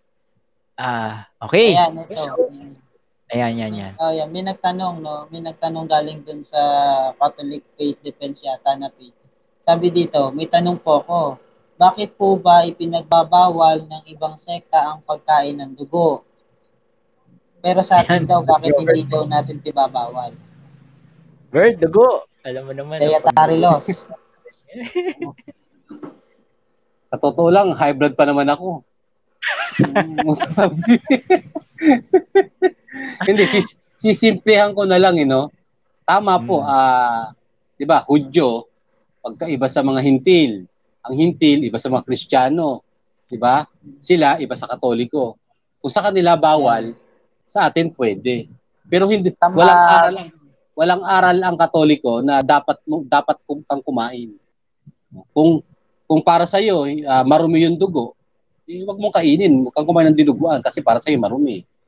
Pero doon naman sa kumakain, sabi nga sa Bible, wag mong hatulan yung kumakain. Kung hindi ka kumakain, wag kang humatol doon sa mga kumakain. Ayun. Doon lang kasimple. Sa Roma 14 ba yun? Roma 14. Oo. I-acknowledge ko lang pala yung tanong. Ang nagtanong pala ay si Ambo Wrestler, ang pangalan niya sa Facebook. Ayan. Anong verse? Yan, 14:1. Ang sabi dito, ayan, ang kumakain. Ngunit dadapwat ang mahina sa pananampalataya ay tanggapin ninyo, hindi upang pagtalunan ng kanyang lumabo sa akin. Dito ko na lang babasahin. Ngunit sige. ang mahina sa pananampalataya ay tanggapin ninyo, hindi upang mag-away tungkol sa mga puro-puro. May taong naniniwala na makakakain ng lahat ng mga bagay, ngunit ang mahina ay kumakain ng mga gulay. Huwag hamaki ng kumakain ang hindi kumakain. Ang hindi kumakain ay huwag humatol sa kumakain sapagkat sila'y tinanggap ng Diyos. Sino yung tinanggap ng Diyos? Yung mga kumakain. Ayun. Nasagot. Kung kami kumakain at hindi ka kumakain, huwag kang humatol sa aming kumakain. Kasi sabi yung kumakain daw, sila yung tinanggap ng Diyos. Ikaw, pasensya na ulit, ha? Meron akong isang comment dito. Tama. Natawa lang ako sa comment, eh. Asan ba? Eto. Basahin nyo. Ayan. Don't English me. Hirap na hirap na Hirap ako na sa'yo. hirap na ako sa'yo. Sino kaya yan? Sino ba kasi? Si Hindi, Kay yung Lalang nagtatanong Rosa. kasi puro English yung tanong yun eh. Hirapan yata siya sa tanong eh. Don't English me. Hirap na ako sa'yo. Sino ba kasi nagtatanong na puro English? Si brother ano yata Ay. si Pero, sabi ni Brother Nayel, Brother Anthony, may nalagpasan ka raw, nag-PM din daw siya sa page. Hindi mo binasa. sino? Lagot. Yan, lagot ka. Kailan? Hindi, pakipost na lang dito yung naging tanong niya. Yung tanong niya yan. kung nalagpasan ko. Yung tanong nga pala sa iyo, si JL ba yun? JM Trinidad, Brother Hamsky. Kilala mo raw ba yun? Ano raw ba yun? Sino ba raw yun? Hindi ko kilala yan, papansin lang yan. Ayan, ito. May tanong. Saan po ba kayo talaga panig? Dahil sa Catholic po ay maraming maling aral. Catholic po kami. Ano bang pangalan niya? Bernadette Garcia. Ayan. Magsabi nga po kayo ng isang maling aral. Kasi sabi niyo maraming maling aral eh. Mag-sample kayo ng isang maling aral. Yan. Okay. Pagka-sample nyo, patunayan nyo na rin kung bakit mali. Ako na magsasabi, Rebulto, Purgatorio, Number 1 yan. Rosario. Ayan. Ayan. Novena. Ayan, mga ganyan eh. Oo. Sige po, magsabi kayo ng isang maling aral at papaliwanag namin, hindi yung aral namin ang mali, kung hindi yung tanong nyo ang mali. Ayan. Uy, maganda raw ang reception ng ano natin.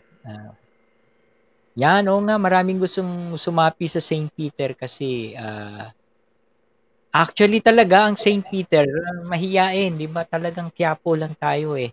So kung merong gusto sumama sa atin, dumadating, kaya nga yung ibang mga kasapi natin nandun na sa iba-ibang bansa, yung iba naman nandun na sa kabilang buhay, yung iba naman di ba, yung mga kabataan, marami kasi hindi naman kami naghihikayat, uy mag St. Peter ka, hindi tayo naghihikayat kasi alam mo ang apologetics ay hindi naman para sa lahat eh. Di ba? Hindi naman para sa lahat ng meron lang talaga. Hindi po kami paramihan. Oo. Ayan, ulit. Kung sino lang yung pinagkalooban. Ulitin mo yan, Robert. Sa amin kasi, kumbaga, nagtuturo kami, nagpapahayag kami, hindi para paramihin yung aming grupo. Yan. Hindi para paramihin. Kundi yung quality po ng pananampalataya, doon po namin kayo huhubugin. Ayun. So, at gigisahin. Ito sabi ulit ni JM, ayan. Ano schedule live session ng SPMS? Mas challenging ata mga tao dito, puros iyakin. Hindi naman siguro. At hindi naman. Malalaman mo bro pagka may face to face na, umatin ka mismo sa St. Peter. Oo, face to face. Yung sinasabi mong iyakin ng SPMS. Hindi naman daw tayo yung iyak. Hindi ba? Hindi naman tayo, pero hindi naman. Akala ko tayo sinasabihan. Ang live session natin ay tuwing Miyerkules at Sabado. Ayaw. Pero sa mga ibang araw, meron kaming hindi live. Yun. Yung kami-kami lang. Yung tanong ni Brother Nayel, i-type mo na lang dito. Na lang dito. Kasi hindi ko kasi siya makita sa page.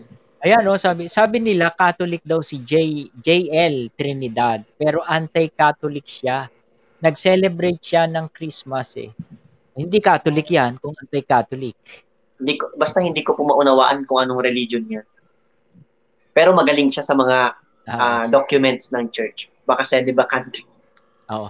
Yun nga lang, ang kaibahan namin dito, pwede ka naming invite dito sa mismong live Juan Miguel. Pwede ka namin i-invite dito. May kaya lang, tayo. Kondisyon namin, magpapakita ka. Oo. Kung litaw kami, dapat litaw ka din. Oo, ganun lang. Magtago. Kasi, Kailangan ng empirical face. oo. Message na Yung Pepot yan. nakikita. Yung pinaka. Backread marami na nga, Brother Niel Minty, pagbabackreadin mo pa ako, sumasakit na nga ulo ko sa i-scroll dito, ang dami-dami. Type mo na lang ulit. Si Brother si Brother si Brother Manny nga inulit niya yung kasi ang sabi bomb yan. Ang sabi ni True Lies, Boma Labs yan, SPMS, pakita ng mukha. Yan ang aming room. Saka Brother Arnold, no? Kung nanonood ngayon si Brother Manny, pwede kang sumama sa amin dito live. Para, kumbaga, may makatulong kayo sa pagsagot. Yes, pwede naman. Oo. Ayan. Sabi dito, magaling siya sa documents ng RCC pero hindi niya sinasabi yung title ng reference, how saddening. Baka nakuha niya sa internet. Sa internet. Oo. Ayan. Okay. Sa Wikipedia. Wikipedia. Meron ba? Meron ba tayo mamaya? Mga gustong pumasok? Ikaw na, Yelmint, ha? Usap tayo mamaya. Bakit hindi, bakit hindi At baka ito yung tanong niya siguro, yan. Bakit hindi pinagkakatiwalaan ng ibang Bible scholars ang 7 treasures of the Catholic Church? Yung Deuterocanonical. Di ba tema mo yan, Brother Anthony? Bago mag alas 12, sagutin mo na. Last question. Last question. Hindi kasi, kumbaga hindi kasi nila pinaniniwalaan yan. Kasi ang pinaniniwalaan kasi nila dyan, yung tinatawag na Hebrew Canon. Yung Hebrew Canon kasi, meron kasi siyang 24 books nung una, pero naging 39 books kalaunan nung pinalitan ng mga protestante. Ngayon yung sinusundan nila, yung canon ng protestante. Hindi yung canon natin ng susundin nila, siyempre. Hindi, kasi yung unang, yung 7 books daw kasi, kaya nire-reject nila. Kasi hindi daw yata yan nasulat sa wikang Hebreo ba? Hindi siya nasulat sa wikang Hebreo, kumbaga sa ang nagsulat kasi kaya hindi siya tinatanggap. Yung bagong tipan, saan ba nasulat yun? Greek. Hindi sa Hebreo. Pero yung mga authors nun, Hudyo. Tsaka may tanong ka, Brother Anthony, dun sa kausap mo Si Jerome Catholic. Anong sagot niya? Hindi raw. Pero pari siya. Oo. Yung nag-utos sa kanya si Pope. Hindi rin daw Katoliko si Pope. Ano ba nangyayari sa kausap? Sarap sa kalino kung kaharap ko lang, nasa kalpo. Master Pope yan, bro. Master Pope. Nabubusit ako habang kausap mo, sa totoo lang, inaatake ko dito nun Hindi ako makasagot Si Pope Damasus hindi Catholic, Pero Pope Damasus. Si Saint Jerome, hindi rin Catholic. Pero paring Katoliko yun. Ganun din yun kasi sa referensya kasi binasa ko kasi nakalagay doon Pope Damasus, 'di ba? Yung niya, kinomission niya si Jerome. Tapos sabi niya si Jerome daw hindi daw siya Katoliko. Pero ang nag-commission sa kanya Santo Papa. Ang problema doon, paano magko-komisyon ng Santo Papa ang isang tao kung hindi siya Katoliko? Yun ang problema doon. Baka pinilit. Tinakot. Deny niya na lang yun. Pero sa totoo, ano naman yan. Alas 12 na mga kapatid. Ayan, Sunday bukas, alalahanin nyo.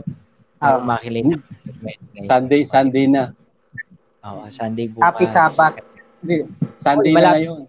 12:03 na Alas 12 na. Alas 12. Rest day. Morning na. Morning na. Okay. So, meron pa ba kayong huling sasabihin, mga kapatid? Panghuling salita. Sige, isa-isa. Direk, ikaw muna magsimula. Ikaw yung nasa baba. Ano na, Direk? Panghuling salita. Okay, ang galing. Pumalakpak na lang eh. Naghahang yung cellphone ko. Pumalakpak na lang eh. Naghahang yung cellphone ko eh. Hello. Okay ba? Klaro ba? Okay, klaro. Meron na? Ayan. Naghahang eh. Ganun lang po mga kapatid, mga kapedro. Magandang gabi po sa inyong lahat. Tapos na naman ng ating Q&A.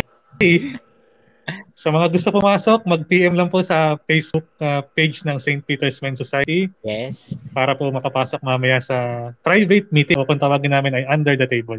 Maraming salamat po. God bless. Ayun. Uy, may pahabol. Ilan daw yung Diyos? Isa lang. Nasagot. Ang bilis Ganun lang kasimple yun. Wala palang revolto tanong ngayon Natututo na sila. Natuto na. Ikaw na, Brother Anthony. Ayan, no. So, maraming salamat po doon sa lahat ng mga sumabaybay sa atin. At may mga bagong mga pumasok pala sa ating YouTube live at saka sa Facebook live. At ang natin, maganda sana invite namin kayo na i-subscribe ang YouTube channel na Peter's Voice. Yes. Sa YouTube channel ng Peter's Voice. At isabay niyo rin ang pag-like ng page ng St. Peter's Men's Society ng Facebook page. At malapit na rin ang ating 75th anniversary ng St. Peter's Men's Society. Sa kapistahan. Sa kapistahan ni San Pedro San Pablo yan. No? Sa 29. Ni Pedro at ni Pablo. Pedro, yes. Pablo. Ayan. Father Humphrey. Hamsky. So, maraming salamat po sa mga sumubaybay sa amin. So, we are the St. Peter's Men's Society, always ready to give answer po, no, sa isang mapagkumbabang at Christ-like manner. So, inaanyayahan po namin kayo na suportahan po ang lahat ng pages ng St. Peter's Men's Society as well as this YouTube channel, and makakaasa po kayo na ma-enjoy nyo po ito sa aming magandang kwentuhan, chill lang po tayo, and maraming salamat po. Ayun, no. Meron tayong counter dito. Kanina ko pa nakikita yung counter eh. Laging nagko-comment ng number ng viewers to si Bre. Ayan. At syempre, ang pinaka star of the night natin. Yes, si Brother Robert. Yay! Ayan. Sana may magtanong tungkol sa buhok para... Doon po sa mga Katoliko na naguguluhan sa pananampalataya at tagahanap ng kasagutan, dito po kayo sa Katoliko magtanong, wag po doon sa mga hindi Katoliko. At doon po sa mga hindi Katoliko, hindi po namin kayo tatantanan. Parang lang yan, parang kilala ko yan. Excuse me po. Ayun. Ayan. Okay. Wala na. So, yun po. Anthony. Napakagandang gabi ng ating pag-uusap ngayon. Magaganda yung natalakay natin. Medyo mahihirap yung mga tanong, makukulit, no? Bagay, sanay na naman kami sa mga makukulit na ganyan. Pero pag may mga hindi kami nagmamayabang na alam namin lahat ng sagot, kasi alam niyo naman meron tayong limitasyon sa ating kaalaman. May mga bagay na hindi namin alam. Kaya nga kung meron kayong tanong na hindi namin alam, di kayo na rin sumagot ng sarili niyong tanong. Kaya huwag kayong magtatanong ng hindi namin alam. Ayan. Kasi pag hindi namin alam, sigurado kayo ang sasagot ng sarili ninyong tanong. Ayan. So, ganun po, at magandang gabi. Siguro tatapusin natin